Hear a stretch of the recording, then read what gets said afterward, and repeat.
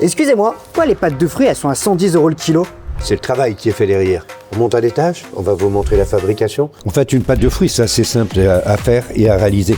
La dureté, c'est la cuisson. Tu commences avec du glucose que tu fais fondre. Le glucose va permettre de tenir l'ensemble de votre pâte de fruits. Là, je commence à rentrer à l'intérieur mon kiwi. C'est moi qui l'ai réduit en purée. Il n'y a pas de pasteurisation. C'est le fruit, simplement dans un mixeur. Ensuite, je vais rentrer à l'intérieur le sucre d'abord. Et pendant toute la cuisson, on la remue. Au départ, quand tout le monde commence à travailler la pâte de fruits, tu vois, il fait comme ça.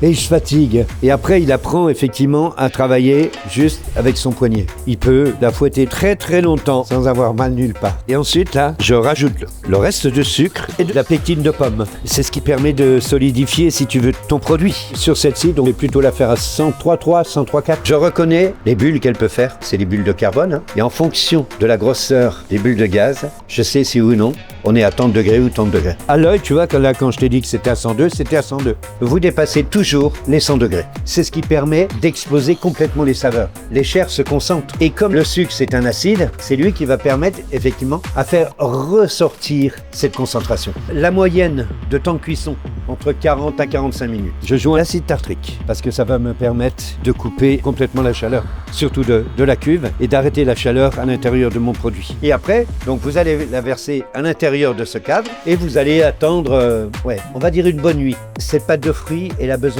de plusieurs heures pour s'attacher entre elles, pour se reposer. Il faut lui laisser. Le lendemain matin, vous la détaillez, un pur bonheur. Effectivement, elles ont un certain prix, 90, 100 € le kilo. Alors quand j'achète un kilo de fruits, oui, je le paye beaucoup plus cher que les autres, mais j'ai pas le même produit non plus.